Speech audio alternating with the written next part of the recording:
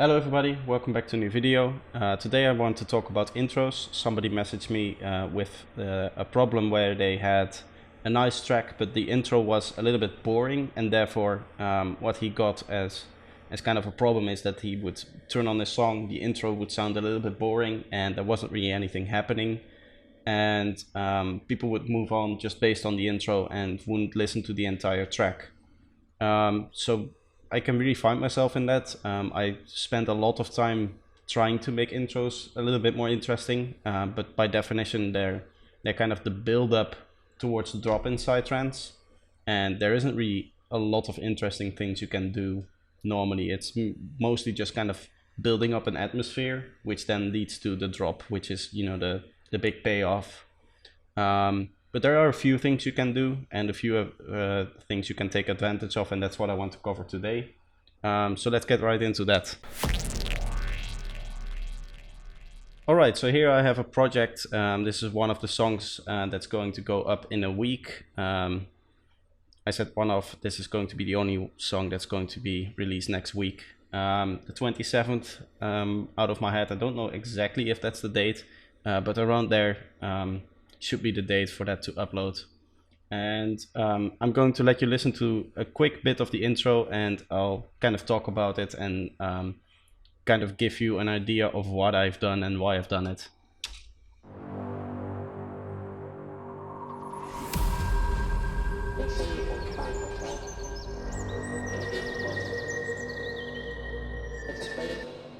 So I'm deliberately going to let you listen to just the very start of that song, and around 10 seconds should be enough to kind of give you an idea that there's already a lot happening here.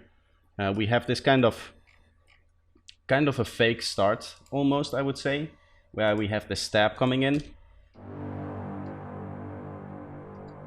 And that sounds like a very normal psytrance thing to do, you know, big stab at the start of your drop, and then you would expect this, like it is, to repeat every 4 bars or maybe every 8.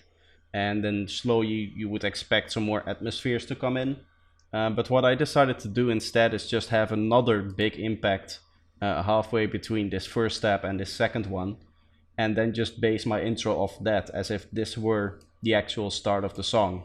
You can see the vocals start here, we have some other effects, we have some pad sounds that start here, the sub bass, which is above here, starts coming in there. So a lot of elements suddenly come in as if this were the start of the song. If I start playing it from here, it also sounds a lot like it were, you know, the start of the song, the intro.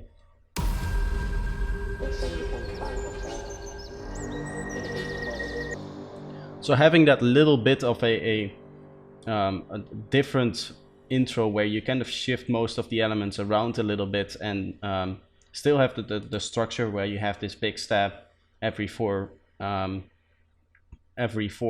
bars, but also have interesting things in between that, can really help. Also, what I want to talk about is the theming. Throughout this track, once I upload it, you can listen to the full thing, but you will notice that it's very highly themed around forest noises. The song is called The Deep Forest, and there's a lot of noises, like we have, as you can see, all these effect noises here, which are bird noises, an elephant doing its thing, and that kind of stuff. And that's all theming, and that also comes in very, very early in the track. So you immediately establish the theme of the track and what the track is about, together with the vocals. That sounds really nice, and that immediately gives the listener a cool theme to remember the track by. So that's another idea you could implement. What's also very important, in my opinion, is that the track, what I often see is that people start off with just an atmosphere or just a pad sound, and then slowly start adding in elements as they kind of move towards the drop. I personally don't like to do that. I like to start my intros out with, you know, full frequency covered from sub bass up here to the high end a bit more, with these impacts, as well as in this case the bird sounds, as well as the syllables from the vocals. So if we look at the analyzers I have here, let's look at Signalizer. we can see it started off like a normal track, and now we have all the frequencies doing its thing.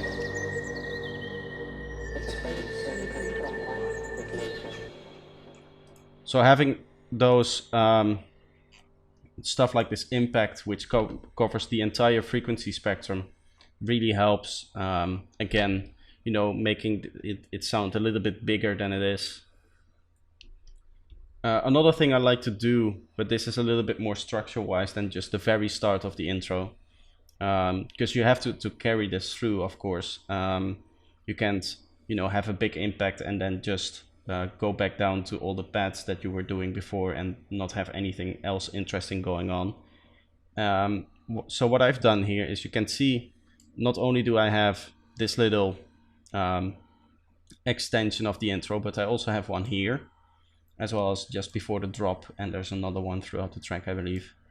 But in this case, you can see there's this little bit of a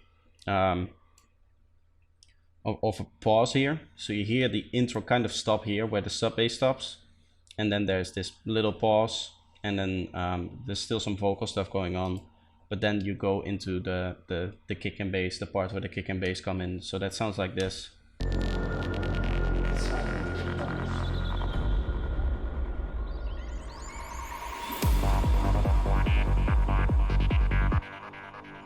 So normally what you would do with structures is, obviously you have your 4-bar thing, and then you have another 4-bar thing, but as you can see, I've extended that a little bit and added these little pauses, so to kind of give it a little bit more rest, but also make it a little bit more interesting. As you can see, this is 5 times 4 bars instead of the normal 4 times 4 bars, which are normally used for like a section, like a drop section, because that's like a natural number. And you can also see that here. So again, we have the normal section, which would be the pre-drop, where we have our kick and bass stuff come in, and then we have a little pause, and then the actual drop starts happening here, and that again gives it a little bit of a different vibe. You can hear, if I play it for example from here, how that sounds.